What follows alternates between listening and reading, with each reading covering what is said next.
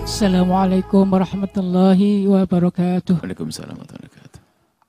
Allahumma sholli ala Sayyidina Muhammad wa ala ali Sayyidina Muhammad.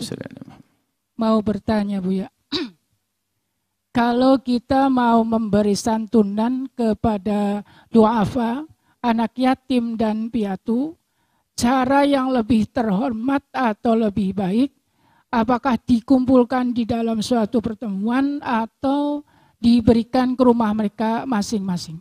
Syukran, itu aja Bu ya. Assalamualaikum warahmatullahi wabarakatuh. Waalaikumsalam warahmatullahi wabarakatuh. Baik, kalau bertanya begitu langsung tutup poin. Jauh lebih bagus Anda hantarkan ke rumah mereka. Anda hantarkan ke rumah mereka. Bahkan bisa jadi Anda setelah sampai di sana terenyuh rupanya bukan sekedar dia butuh makan. Jendela rumahnya rusak. Anda tersentuh hatinya. Rupanya dia ngeliat, oh ada adiknya 3 kecil-kecil. Anda bertambah. Anda hantarkan ke rumahnya. Jauh lebih bagus. Dan kami tidak terlalu mendukung jika harus dikumpulkan, diundang. Ada orang. Suatu ketika ini kebetulan yang bertanya begini saya sampaikan. Dan memang kadang ilmu yang kami dapat justru kadang dari kejadian. Kami tidak pernah peduli. Waktu itu. Suatu ketika ada seorang haji yang baik. Dia nyantuni anak yatim. Diundang ke rumahnya dan kita diminta untuk mampir. Saya mampir. Saya ketemu ustadznya, ustadz tinggal di mana? Dia nyebut satu kota, saya tidak paham tempatnya. Berapa menit dari sini? Bukan menit Bu ya, 2 jam. Hah? 2 jam? Sekali jalan? Iya, sekali jalan. Berangkat 2 jam, pulang 2 jam. Persiapannya berapa jam? Terus, belajarnya gimana ustadz? Ya kalau pas begini libur Bu ya. Oh, libur. Wah ini langsung mulai.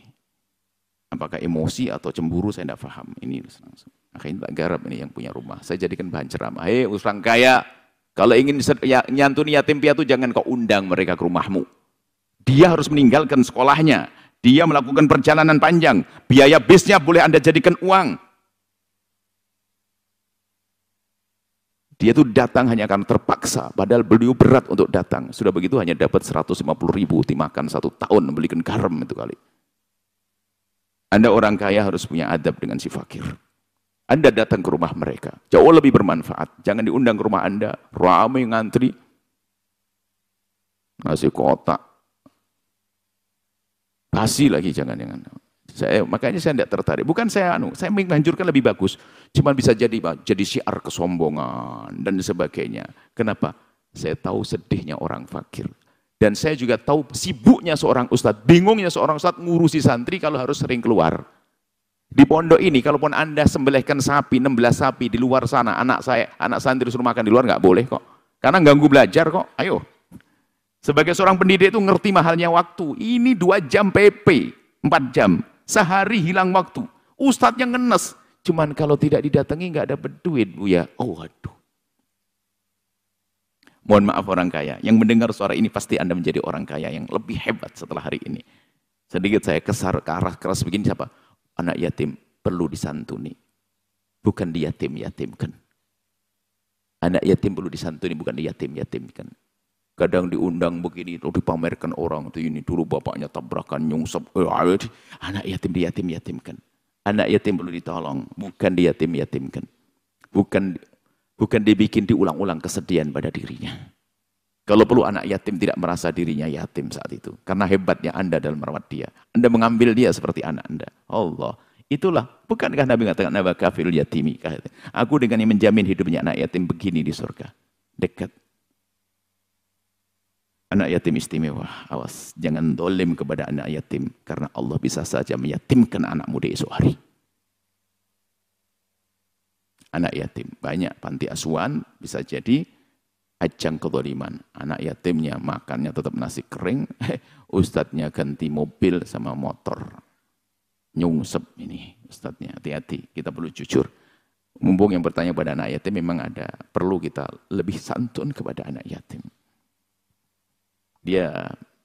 Dan kalau bisa jangan santunan seperti itu. Jaminan. Anda ambil dia untuk Anda sekolahkan. Anda kenalkan kepada Allah. Kalau jaminan. Apalagi ada sebulan sekali di bulan apa itu. Dijejer, kena terik matahari, lupa dikasih minum. Duitnya hanya 100.000. 100.000 setahun beli garam diisep. Memang ya, mohon maaf kalau sedikit keras begini karena ada yang nggak paham-paham itu. Coba uang bisnya bisa jadi bangku sekolahnya.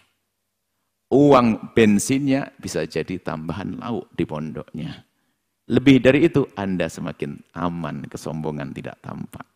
Tapi ingat, jangan ada suudon kepada orang yang undang yatim, anak yatim. Anda jangan suudon. Mungkin karena pengen dilihat juga, dan pas harinya tepat, atau permintaan dari ustadznya, pas anaknya pengen keliling, main, bisa saja begitu, jangan suudon. Mungkin sudah rekreasi, di rute rekreasi, ya kan, bisa saja. Ini anak yatim, lagi rekreasi, senang-senang, ziarah pesantren-pesantren, ujungnya di rumahnya orang kaya, sah-sah aja. Tapi kalau hanya Anda undang dari tempat yang jauh hanya untuk mendapatkan nasi kotak sama duit 50.000, Anda ini nyeksa orang. Baik, semoga Allah menjadikan Anda penyantun yatim yang sesungguhnya. Dengan hati, dengan ketulusan. Dan semoga Allah memudahkan kita untuk memuliakan anak yatim. Dan semoga Allah menjaga anak-anak kita semuanya. Baik, seperti itu ya. Jadi itu cara terbaik ya. Semoga Allah memberikan pemahaman yang benar. Wallahu a'lam bishawab.